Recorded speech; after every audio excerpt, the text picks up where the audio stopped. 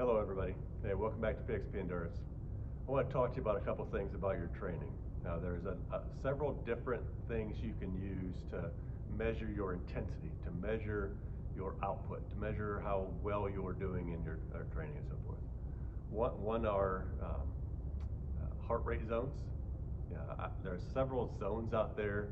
You can find up to 7 zones. You can find as few as 3 or 4. I like to use 4 zones just to keep it simple. Zone 1 would be a recovery, a very easy heart rate intensity. Zone 2 would be your aerobic intensity. Zone 3 would be your race pace, if you will. And then Zone 4 would be short interval burst type workouts. You could use paces to do the same sort of thing. Sometimes on a similar surface, whether that's a flat surface or maybe just a consistent terrain, you can get used to what kind of pace you would run if you're running a light, easy workout. You could use a faster pace, something near a sprint for your short bursty stuff, and then everything in between with your aerobic and your race pace intensities, and you'd have different values for that depending on your distance, right? And what you're training for and where you're at. You could use breathing, a talk test, if you will, to measure your intensity. If you can talk like I'm talking right now, then obviously you're having a pretty light workout if you're out there running or biking and doing those pieces. If you're able to talk in a sentence, but you got to catch your breath, and obviously then you'd have a little bit more intensity to that workout. If you can talk in a long phrase, short phrases, or syllables, if you can only get a syllable out, or maybe you can't talk at all because you're working that hard, obviously different ways to gauge intensity of that workout. The last one that I would offer to you would be rate of perceived exertion. How does it feel? And this is a subjective piece. A lot of people have trouble judging subjectively how well they're working. We like to work hard, and so most of us will overtrain using an RPE. But I like a scale of 0 to 10. Really, I would call you a 4 to 10.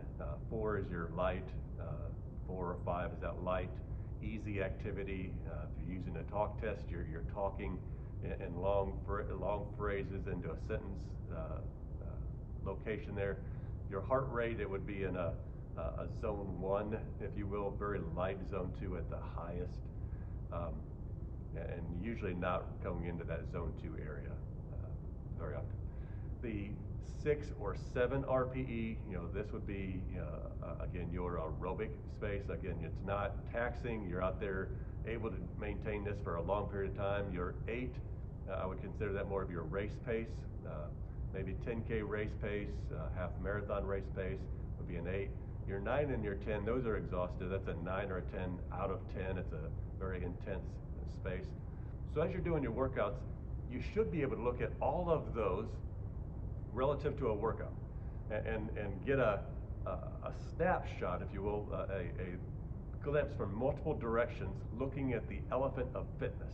If we just go out and just do heart rate training, there's a lot of good stuff that happens with heart rate training, but maybe we miss some pieces. Maybe we've got a stressful day, and our heart rate for some reason is higher than what it should be on that certain day. Our pace is slow, it feels light and easy, but our heart rate's out of sync on this.